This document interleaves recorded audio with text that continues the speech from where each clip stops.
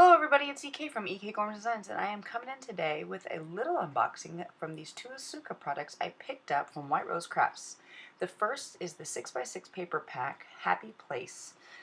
It is a double-sided collection. Each print has 2 pages, so you really have one of each side.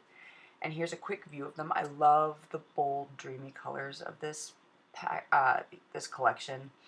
And I actually love the diverse feeling of it. It goes from kitschy to just gorgeous backgrounds to flowy and lovey and dreamy. It's kind of a fun, everyday pack. I know I'm kind of out of season with it, but at the same time, I think it's timeless. I think you can use these papers kind of all year round.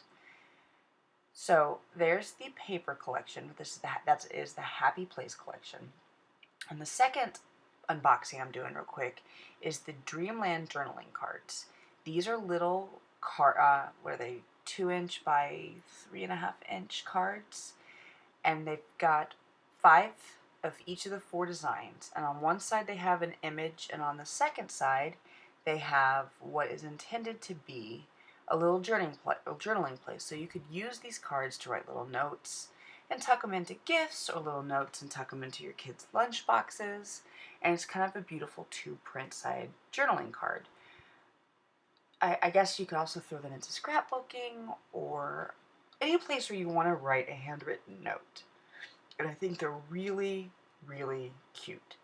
They also do not naturally coordinate with the other collection, but I intended to use them together. And so there's a little pictorial collection of me using both the Happy Place and the Dreamland Journaling cards together.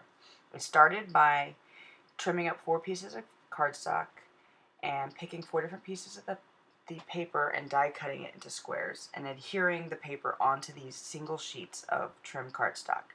I picked out a journaling card to go with each one, and could have ended there, but instead I made little folders for each of the journaling cards to tuck into. And I'm making cards that all you gotta do is pull out the journaling card.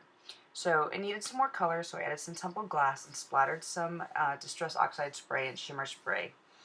There's the finished image for the first one, and that little card slips in and out.